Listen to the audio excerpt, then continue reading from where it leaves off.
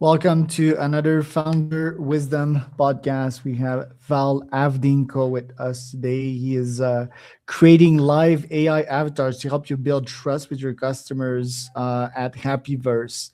Interesting background this guy has. We're going to cover it from AWS to believe like running a cafe in actual Moscow in 2016. So super interesting guy. Val, welcome to the pod. Tell us a bit more about yourself and what you've been up to.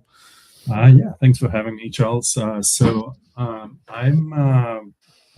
the co-founder and president of Happyverse, and what we're building is real-time avatars. So an avatar, just like you or me, who you could have a real-time conversation with, like we're having right now. And we've been working on the company since February. We raised our first round back in April of last year, and it's been quite a journey with a lot of ups and downs. We can go into any aspect that may be of interest. There you go. Well, let's start with your background, your founder background. What's your story and what led you to Happyverse? Yeah, for sure. So I think my founder background, it began back at Stanford. So there was class on entrepreneurial communication, and one of the entrepreneurs who came to guest visit, he presented us his website, and he said that he has absolutely no technical background, and the site looked terrible, the app looked terrible. I realized that, look, if I ever want to found something, I need to take some computer science classes, and that's how I ended up doing a fair amount of computer science back at Stanford. And this has got me more and more involved in entrepreneurship. Initially, I tried, as you mentioned, the cafes back in Russia, and then I moved to America and tried a few different things in America, with Happyverse being the most recent and exciting attempt. I think it's the first time that I'm doing something entrepreneurial full time, and it's been a new experience for me. And how is it to run coffees in Russia? How was the culture different there? And how does one go from this traditional business to like hard tech like you do nowadays? Yeah, for sure. I mean, there is quite a bit of overlap and quite a bit of difference. And in terms of overlap, I say, you're still working with people. You're still thinking, how do I motivate people? How do I stand out? I think in terms of difference, the big difference is that there is no, I don't know, $1 million algorithm that you can create with your coffee company. There is no like huge research project that you can do, a huge development project. So it's a bit more competitive. It's a bit more of a red ocean environment. Anybody can come in, try to undercut you, try to copy your recipes. So it's a bit more competitive. I think with a tech company, what we're doing right now is we're building a moat based on our model, based on some of our long-term contracts, and that's what making us stand out. And why that specific niche? Because you're building AI avatars to actually talk to an AGI confident. Isn't that like 10 to 15 years in the future? What's the customer reaction so far? The customer reaction, I'd say it's different. Some people say, it's still, it's not perfect. It's still not like, no one is going to say, oh, this is real Val. Everyone is going to say this is an avatar. At this point, it's not something that looks perfect. And secondly, I think people also get worried about a bit more of how would you say it, a religious question, a question of like, why is this something that is so human, so soulful? Why is it talking to me as if it were a human? And I think people get surprised and sometimes get weirded out. So that's on the negative side. On the positive side, some people get really excited. They create an avatar of themselves, send it to everyone they know, and then create an avatar of everyone on their team. And I think it's just the standard difference between early adopters and some of the people who are the later adopters. And the second part, so in terms of why now, well, it's ultimately, I think my co-founders and I were confident that this is the future. And right now it is early. It is not the place we wanted to be at. But we think that if we go into this industry 1, 2, 3 years from now, it's going to be too late. So right now, when it's still a little clumsy, a little early, a little exciting, that's the time to build. That's the time we can really make an impact. And you raise capital for that one. Tell us a bit more about the fundraise so far and the go-to-market strategy. How you want to distinguish yourself from the competition out there? Yeah, for sure. So we raised our initial round back in April, and that was $1.7 million led by Village Global. Now we're raising, and actually one of the most exciting, one other very exciting investor, one of the many other exciting investors was Jeff Dean, who is very famous within the AI community. So it was really cool that he believed in our vision. But now we're raising our seed. So we've been very much talking to investors throughout the holidays. And in terms of how we're going to stand out, I think there are two different parts. On the GTM side, on the technological side, we're focusing on our own model, but you specifically asked more so about the GTM side. So on the GTM side for us, it's about creating very effective, very high potential partnerships. So we have a partnership with People Metrics, for example. They have been a very successful, very strong partner of ours who's brought us blue chip enterprise contracts in the insurance space. The first one with Mutual of Omaha, and helped us win these deals because they've been building these relationships for 20, 30 years with some of these key players. And it's been great having this partner who has the trust in the industry. And now we are looking for more partners like this who can help us, rather than us going on a journey to build our own 20-year relationship. These partners can help us establish trust. That's intriguing. How did you meet your co-founders, and why do you think you guys are a good fit, have a good chemistry together? Well, Max and I, Max is our CEO, so we've known each other for 15 years. I met him while picking him up at SFO Airport. I was a student back then, and Max was on an exchange program, and I was picking up a few fakes from the exchange program at the airport. And so since then, we became friends. We had several ideas. We worked on several nonprofit projects. And so when Max called me about starting our own company, I knew exactly what I love about working with Max, what I hate about working with Max. And I knew it would be a journey, an exciting one. And secondly, it was a good fit for my skills. So that's one of my co-founders, and our other co-founder, Nicholas, we initially hired him as a lead full stack engineer. But once he joined, we realized that he was way above that level. We thought he's been building for a couple of years because he is only fairly recently graduated college. No, in fact, he's been building since age 7. He's created his first app with users since age 10. And so, seeing somebody who is a veteran builder at this age, it's been amazing. And we realized after working with him as an engineer for half a year, we realized this is not the level he should be performing at. And now he's our CTO.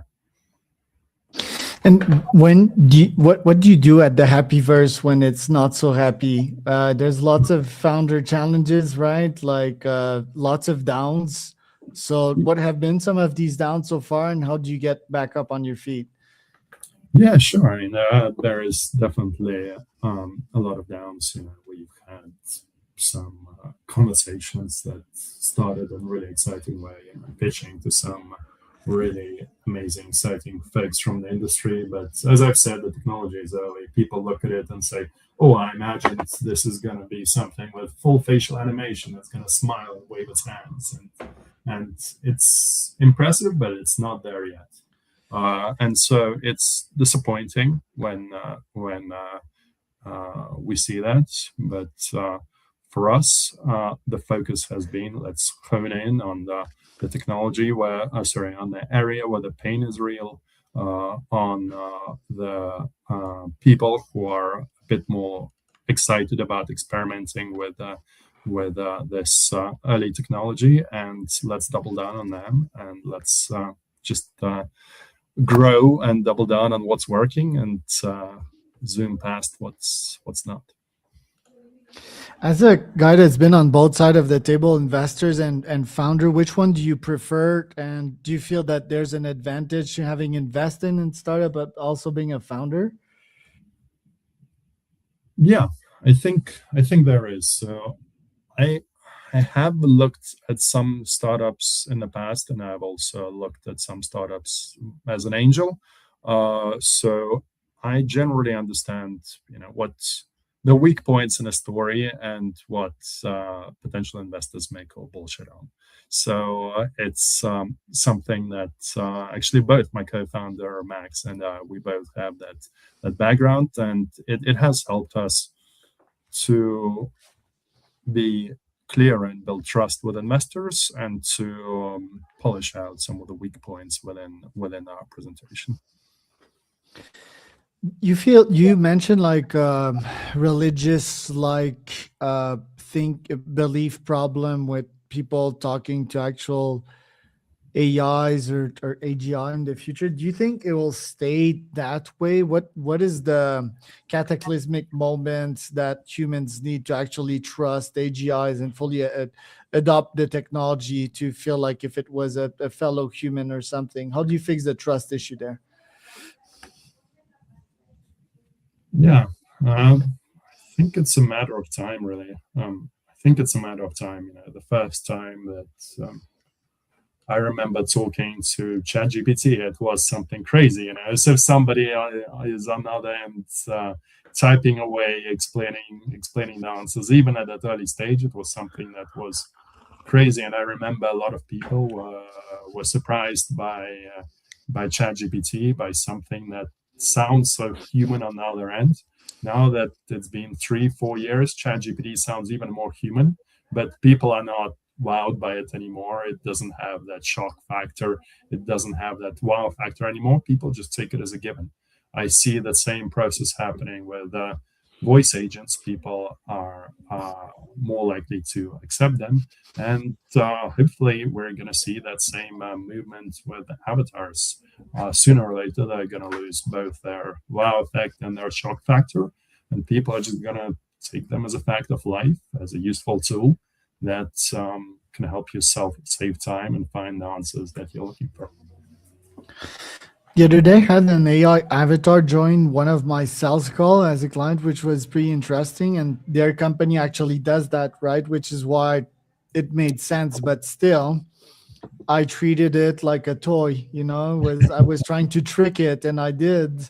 Um, and I don't think that people like me, you'll ever be able to outsmart us, or at least in the next 5 to 10 years, thinking that it's a real actual human vs like an avatar, right? I think we'll always like have some kind of intellectual edge and also a risk edge, right? As entrepreneurs, we're known to take risks, while these agents wouldn't, right? They would be restricted. um, do you think there would be a point in which it would actually be agents vs agents, and what I just said is like invalid, and these things would actually replace humans on call, and us humans, we would just be chilling in the background or approving decisions? I mean, if we're talking about your avatar and my avatar talking together, potentially, but at that point you don't need the video, right? You don't need the voice. It's gonna be some. I'm not sure if text would even be the right modality here. Maybe there is some faster way of machine to machine communication that would be better to adopt, to have that unstructured conversation between my agent and your agent. But in terms of, I do see a big future where you do have avatars, even then, as you said, people would not be tricked that it's a real person. It would still be enjoyable and it would still be helpful to talk to them. And I do see a future where real humans are talking to a lot of these AI avatars, whether in business, whether in personal life, whether in well-being and coaching, in quite a few of these different areas. Your AGI predictions, one, is AGI an actual thing, or is it like a human fabulation? Do we have proof for that? And if AGI hits, what would that mean for common people? Do you think the 1% class would still be working, dominating markets, while most people would just retire on UBI and just be fed VR porn 24/7?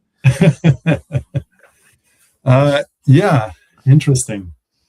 When AGI hits, how would society change? It's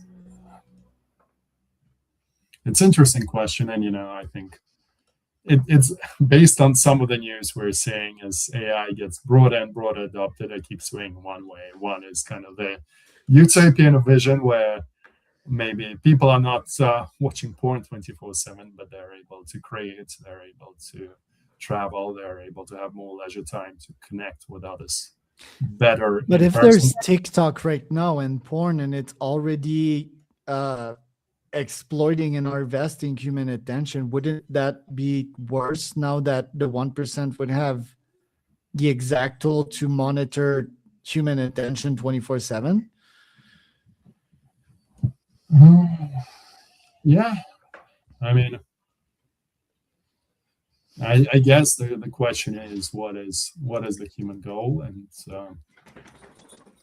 how much are people going to, given full control of their lives, how much are people going to want to pursue? Maybe the question is, are people spending their time on TikTok? Are people spending their time watching porn because they are so stressed, they're so numbed by their existing capitalist or socialists, whatever area you want to pick, lifestyle, that they need some way to just do something mind-numbing and dumb. And given free time, they would pick a more creative, a more constructive outlet, or whether that is just human nature, and whether we are given the option, we would just watch porn 24/7. My hope is that it's the former, and hopefully as humans we are wired to create, to connect, to build, and not to just follow like the very basic, very primal instincts. Do you feel we need government intervention to prevent that dystopia from happening, or do you trust that private companies also want fellow human good and should be allowed free market, free competition without much oversight? I'm not going to say that companies are always going to want human good, but I think that based on what I've seen, oftentimes from government intervention, it just very, very rarely works. So I think that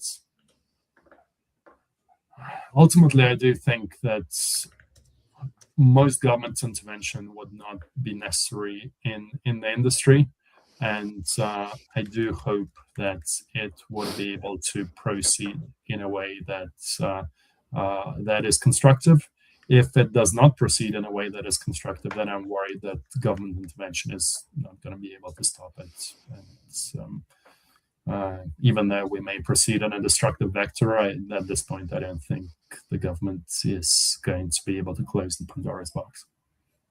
And before we talk about that, go too far in the future, what's the actual runway / pathway to AGI? Is it just like more NVIDIA chips, more data, more compressing?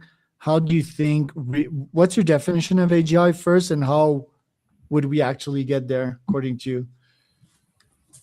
Yeah, for sure. So, I mean, I feel the definition of AGI is moving, and I imagine if somebody, said like 50 years ago is a certain program having access to all the public information and leveraging it real time, is that AGI? A lot of people involved in tech at the time would have said yes. But my definition as of today, it would be some sort of capability that is able to harness the full knowledge, not just public knowledge, but the full knowledge of humanity, and is able to leverage that and make conclusions and ongoing stepwise conclusions based on that. And in terms of, so your second question was, could you repeat your second question in terms of? How we're gonna get there, because it's not super obvious, right? Like, we've got big jump in intelligence, and we could reproduce some of our intelligence by sort of just brute forcing it through chips and more data. But we've also seen the limitations of that, right? So how do we actually get there? Is it the agentic revolution that we're seeing kickstarted right under our feet right now, or?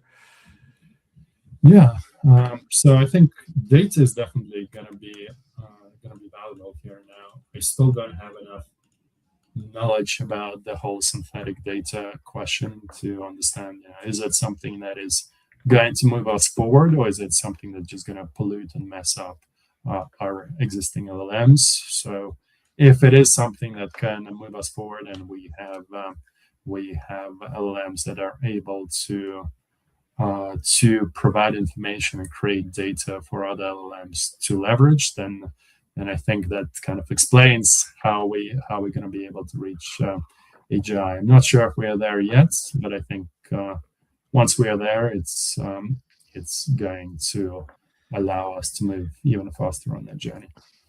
And what's going to happen on day one of AGI? What's going to happen to you? What's going to happen to me? What's going to happen to markets? How is it going to feel like? It's like COVID type of events, massive chaos, or actually, holy fucking shit, now we have abundance? Because you and I already have abundance, right? Like, how would it feel like to us? And how would it feel to someone that has less abundance? Yeah, for sure. It's hard for me to say. I'm not sure if it's going to be like blip and a sudden model is going to come out and people are going to be wowed by it, or if it's going to be much more stepwise and people are going to understand, we're very close to AGI, and like we should be expecting something very soon. So I think a big part is going to be how do we expect us getting there, and how clear that journey is going to be to us. So to us as humans. And I think not just to you and me, but also to broader society as a whole, to all of 8 billion people on Earth. And once it kicks in, well, then I guess the question is, as we discussed, the question goes to what is human nature? First of all, I guess the secondary aspect of how do governments react if there is going to be this unequal distribution of wealth, and whether there will be that UBI, whether there will be that social safety net. So rather than regulating AI here, the government would be providing some sort of social safety net. And so then if that is in place, then the question is, what is human nature? Are we going to be looking to construct, or are we just going to be looking to numb our minds? There you go. What are your top goals for this year? What do you want to accomplish now that you're fresh off the 2025 boat? Yeah, for sure. I think for us, the two main things, three main things. Number one is closing our round. So that should, knock on wood, be coming very, very soon as we're finalizing due diligence with a few investors.